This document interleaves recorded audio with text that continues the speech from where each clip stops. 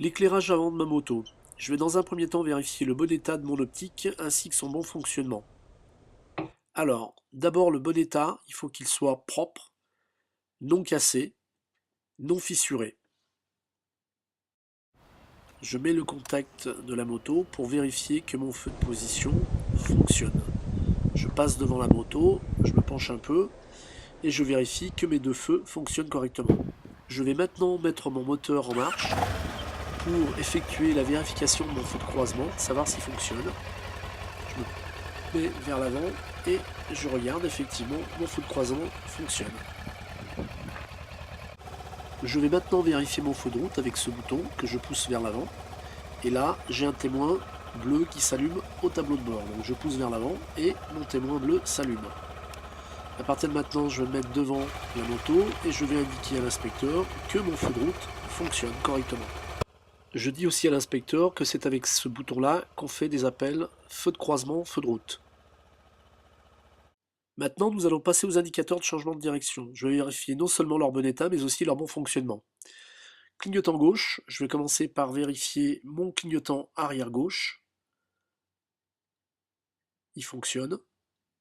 Mon clignotant avant gauche et il fonctionne.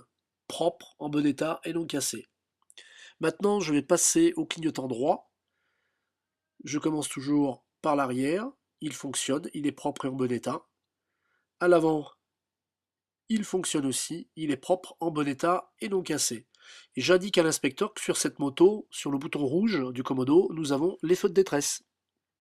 On passe maintenant au dispositif réfléchissant, plaque d'immatriculation et éclairage arrière. On vérifie que le feu rouge fonctionne, que la plaque d'immatriculation soit propre, en bon état, et qu'elle soit éclairée. On vérifie que l'ampoule fonctionne.